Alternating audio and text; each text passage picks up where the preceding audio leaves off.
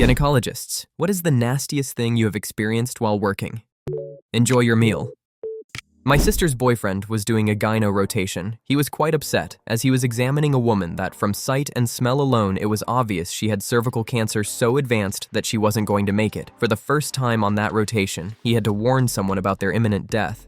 It was all very depressing and solemn, so it was quite a relief when it turned out to be a tampon that had been in there long enough to resemble a tumor.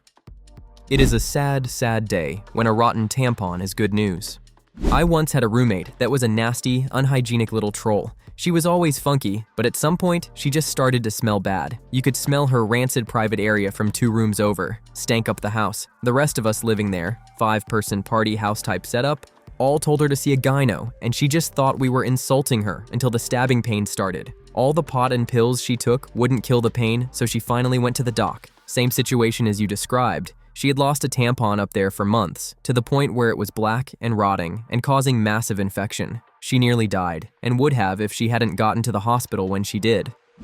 One of my friends worked as an intern with a gynecologist 2 years ago. There was a client complaining that she couldn't get pregnant. She also had been having diarrhea for a long time. The gynecologist asked if she regularly had a word, and the woman confirmed that she only did it a word. Apparently, her husband had told her you can get pregnant from a word, so she wanted it non-stop to get pregnant. Not a doctor, but I had a rather odd experience. Went in for a routine PAP at UCSF. My doctor was doing his thing when he asked if a few new doctors could come in and have some hands-on experience. I agreed, and 3 ridiculously attractive male doctors came in. They all took their turns, putting their fingers up my V-word, discussing it like I wasn't there. And now, I can say I've had 4 different men put their fingers up my V-word in under 30 minutes. Joke's on you, they weren't doctors. One that a colleague in OB/GYN shared a while back. A woman was in for a pelvic exam, is up in the stirrups, and my colleague has her fingers in up to the cervix. At this point, something possesses the woman to ask. And I quote, "So, do you ever think about stuffing a turkey while you're doing this?" My colleague, trying to keep a straight face, answers, "No, but now I will every Thanksgiving." The woman finds this hilarious and proceeds to stare my colleague dead in the eye while yelling, "Gobble, gobble, gobble, gobble, gobble," with my colleague's hands still up her hoodie hoo. I still enjoy telling that story to friends at Thanksgiving. It means more turkey for moi.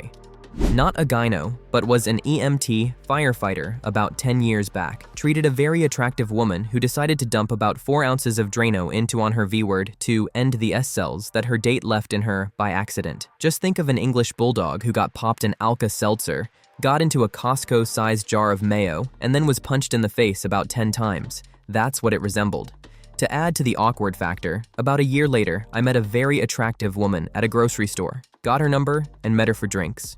Later that night, we ended up at my place making out. As soon as I started taking her shirt off, I suddenly remembered that the girl who I had taken out for drinks was the one who previously dumped Drano into her V-word.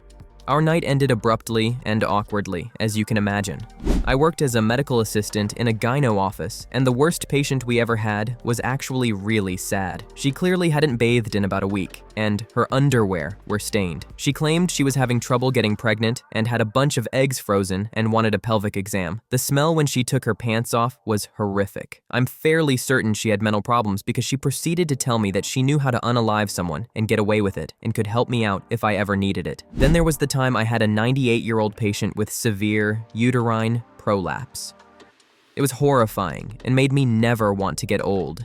The most interesting thing I ever saw was a patient who was originally developing as a fetus with 2 V-words, but they ended up fusing together, leaving her with a string of flesh that divided her V-word into 2 sides. She didn't know about it until she was 19 when the doctor had a difficult time putting in the speculum because he stuck it into the side of the string that was smaller. Before that, no one had ever noticed. I know this isn't what you're after, but when having my butt fingered for a prostate examination, the doctor told me he couldn't feel my prostate because my butt was fully loaded. I felt both ashamed and proud at the same time. My grandmother was an OB/GYN nurse for 20 years. One night, she came home from work and was eating dinner at the table. Out of nowhere, she slammed her silverware down and screamed, "If I have to look at one more effing C-word the rest of my life, I will unalive someone." She quit the next day. Okay, Here you go. I was doing clinicals at a large inner-city clinic attached to a hospital. The first patient of the day was a woman in her 50s who had recently had a vaginectomy to try and combat vaginal cancer. They had gone and removed her entire V-word. I've never seen anything like it. After we removed the packing, it was just a huge, gaping, dripping maw in between her legs. There was absolutely nothing left of her female anatomy. The worst part was how terrible she felt about the whole thing. She refused to let her husband see anything and was in tears the entire time, telling him he should go. She doesn't deserve to have him now. For the most part, he just cried, attempted to hold her hand, and told her he loved her and could never leave. That is so heartbreaking.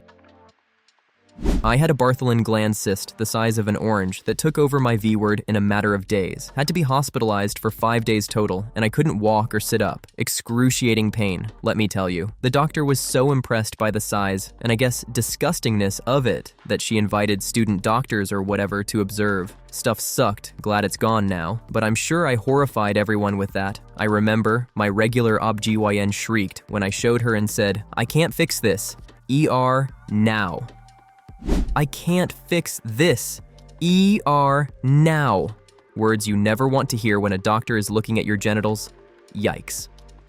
My aunt is a gynecologist, and she, very awkwardly, lectured me after a recent client had visited. Apparently this girl and her boyfriend decided to get creative, so they used tuna and milk to, do the deed. The girl kept getting random moments in class and went to find out she had maggots. So gross. Just a tip. My wife's an OB-GYN. The worst case she related to me was a female inmate that had such a bad case of genital warts that it was impossible to discern any specific anatomical structures. It was just a giant mass of warts and infected discharge. She was also 10 weeks pregnant and still doing the deed. Uno, who would do that? Who would touch that? As a medical student, I had to do a pelvic exam on a morbidly obese lady who thought she was labor. After several attempts, I just could not get an accurate view with the speculum due to the sheer size of this lady. As such, I had to call my resident in for help. As the resident attempted to do a speculum exam on this patient, her first couple of attempts were unsuccessful, as mine had been. However, on her third attempt, she was able to pass the speculum into the V-word cavity. Then the patient all of a sudden started screaming really loudly. We weren't really sure what had happened, but upon closer inspection, the woman's panis, or her belly fat, had become caught on top of the speculum and had actually gone inside the V-word cavity. So in essence, her belly went inside her V-word. That is definitely the grossest gynecological thing I have ever seen. What? My mom's a labor and delivery nurse, so she sees quite a lot of cooch and swap stories with gynos all the time. I think my favorite story is the time she fished Easter grass, that plastic stringy stuff they stuff in Easter baskets, out of a V-word. She didn't ask, and the patient didn't explain.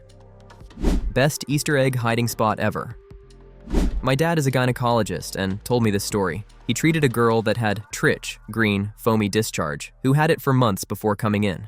He told her to take the medicine right away and continue it completely. A few weeks later, she comes back in, and she still had the green, foamy discharge. My dad asked why she stopped taking the medicine, and she said, "Well, my boyfriend really loves the taste." I gagged so much. Damn it.